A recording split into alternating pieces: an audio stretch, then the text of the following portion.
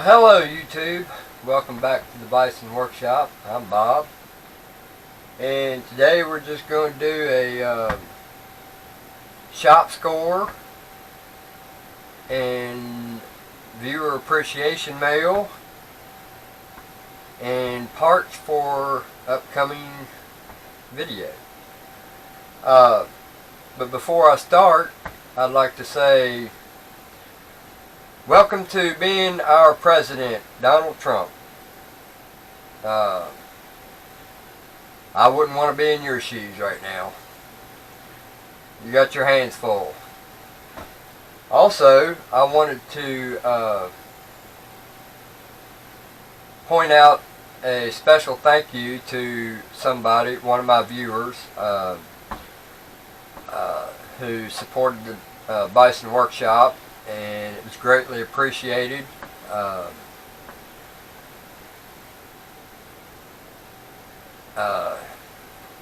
I don't know if I should say his whole name. I'll just say his first name. I'm actually kind of glad it worked out that way, because I don't know if I can say his last name. But Bill, thank you very much for your contribution to the Bison Workshop. I hope that I can bring better videos for you, or more videos if they already don't need to be better, but I'm sure they need to be better.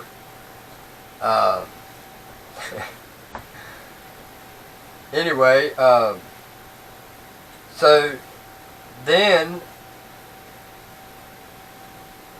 I'll show the viewer appreciation right now. This is a striker, furrow rod, or whatever you want to call it, and he made a little pouch for it, and I hope these eyes are the same distance apart as it is on my sheath for my knife. That way I could put this right on the sheath, we hope. But anyway, that was sent to me. Now I got to learn how to use it. So that came from Tom Chitwood, Blade Works, and he also sent me 2 of his channel swag stickers, and right there you have them.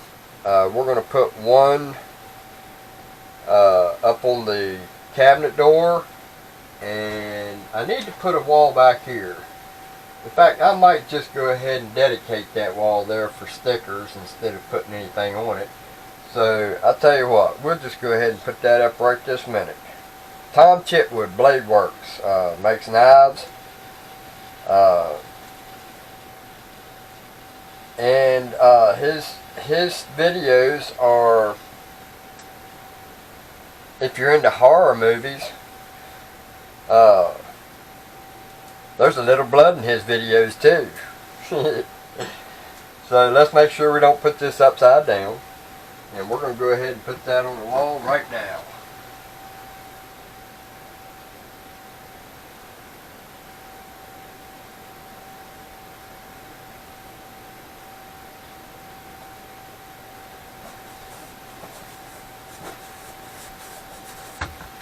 There you go. Tom Chitwood is on the wall. This one will be behind, or probably on the mirror. So this one will probably not get seen a lot. So thank you very much, Tom. Appreciate the stickers, and I appreciate the striker. You guys go check him out. Pretty cool guy. Anyway, now we get to go to the shop scores and parts for our upcoming video. Alright guys, what we're going to start off with here is the parts for the next upcoming video coming soon. Don't mean it's going to be the next one, but it's coming soon. That is for all the people who have followed. I'm getting ready to do a intake gasket on my 460 Ford, and I'm going to try to do a little videoing on it and show the process and stuff like that. And in order to do this, I have to have valve cover gaskets, because I don't know if the valve cover gaskets are going to rip up. I don't want to be sitting there and having to run to the parts store and get the parts when I just go ahead and replace them anyway. They've been on there for 3 years, so they probably got hard. If they're not, I have an extra set if I can reuse them. These are rubber. I only use rubber gaskets, so rubber is a whole lot better than cork because you can reuse them. Alright, I probably ought to check to make sure that's what's in there. I don't really want to open it, but I'm sure it's what it is. Alright, then we got the valley pan. Well, let's start with this. We got the, these are all the things you're going to need when you go to start an intake gasket. You're going to need the valve cover pan gasket, you're going to need the thermostat and housing, and it's always a good idea while you've got it tore down, just put a new thermostat in it. That way you know it's good too. Then we got the oil filter, which is a MicroGuard MGL 51515. Pause your video if you want. I'll show you the part number for the thermostat, which is the Murray Plus thermostat, and that is from O'Reilly's Auto Parts, 3359. You can pause your video. And then your thermostat housing gasket. And I just went with the cheap oil. We're going to go with 10W40 since it's cold and it's winter. We're going to use 10W40. I got 7 quarts. And now we'll get to the valley pan. Now I've already opened this, and yes, I do have a complaint about it. And I'll explain to you why. When I opened it, I realized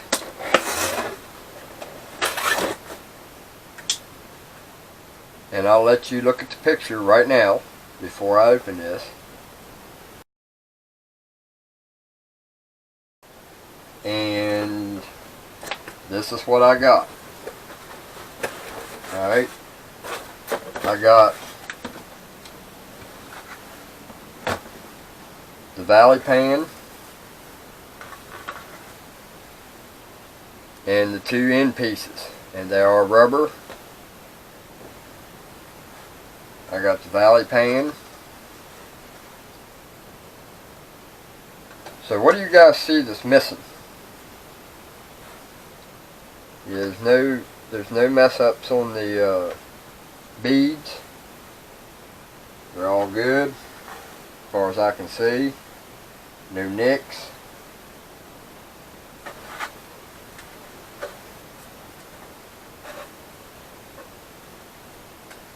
Yeah, no nicks so far.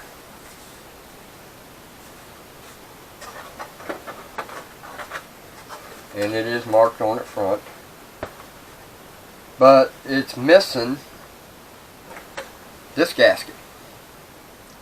And it clearly shows in that picture this gasket and the plenum gasket. Granted, I don't need the plenum gasket. And yes, I could have went ahead and did this anyway. But the point is that I'm making, stop putting stuff in your picture that is not with your product. You know, that's false advertisement. You know, it's no big deal. But daggone, when you're expecting it, you're expecting it. So, you know, I went ahead and got me a new thermostat and gasket. But still, I wouldn't have had to pay that extra, what, $4 for a gasket. I could have just bought the thermostat and had the gasket because it's supposed to be in here. So, you know, that cost me another $4 on top of what I'd already paid for this. So, you know, and I bought this from Northern Auto Parts. And when I did contact them about it, oh, well, what model do you have? It doesn't matter what model I have, because every 460 takes the same exact housing gasket, water jacket housing gasket. So it should have been included if it was going to be on the picture. Yes, the plenum gaskets are the same. So they didn't change that a whole lot. From the top of a 302 to a 460. Pretty much standard square with 2 holes in it and 6 bolt holes. But I don't need the plenum gasket. I needed the regular gasket for the water jacket. And you know, it's not that, like I said again, it's not that big a deal, but it's the point. So anyway, enough of the ranting. We're going to close this back up, and I'll go ahead and put this in here and this in here, that way we know it's in there. And we're going to set this aside.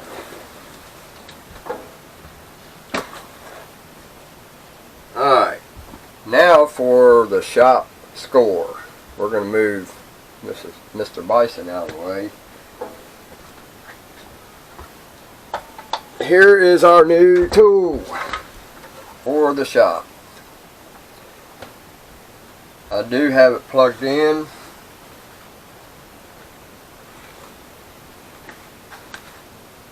Move some stuff out of the way here so I can turn that around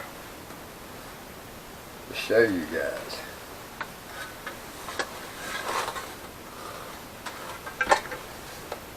And there we have a value craft, which I've never heard of, 4" by 6" belt / disc sander, tighten, loosen, rotation. It's got a 1/4 horsepower motor on it, which I'm sure will have to be upgraded eventually. I need to get an owner's manual for it, and I'm telling you, this thing looks really new. It don't look like it's spent a whole lot of time working. In fact, it don't even look like it's ever worked. The disc or the paper on this thing is still like brand new. It's never had anything run across it. I mean, you'd see a line if it had something run across it. So these discs have not ever touched metal, or wood for that matter. So let's turn it on and let's hear it run.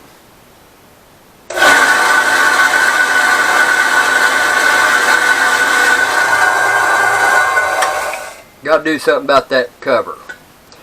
So I'm planning on taking this cover off and welding a bracket on here that will mount to this bolt right here, and that'll hold that out away from it a little better so it ain't sitting there vibrating. So we're going to do that. That'll be one of the first things I do. And then I got to figure out how to tilt it. So that's where the directions come into play. I'm not sure how to tilt this, but it seems to me like if you take this one bolt here out, it should spin up, but it's not doing that, and I don't know why. But I'll figure it out somehow. But anyway, there is the shop score. And I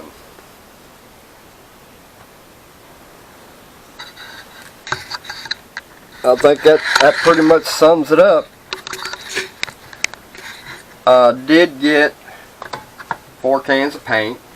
Yes, we had to have the old lady's pink. It ain't my color. Don't y'all go thinking that I'm a pink kind of feller, because I'm not. But if it makes her happy, it makes her happy. I'm not going to complain about it. You know, when we're painting things, I'm making a his and hers thing. She likes her pink, I like my camouflage, and that's just the way it goes. So we're almost full here. I got brown, because now I've got all the dominant colors for camouflage. So I got green, which I need to get another can of green eventually, but I had some, so I went ahead and got brown. I got black, I got flat black, I got gloss black, and just in case I wanted to make things glossy, I went ahead and got some clear coat. So there's pretty much the rest of the score. I did order a set of bits for my tools.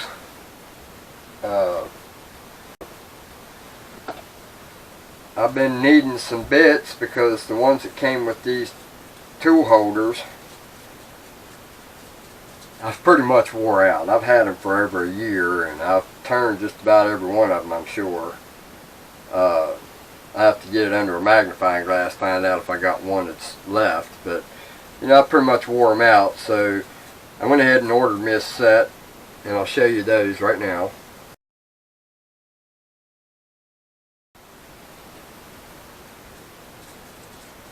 With those,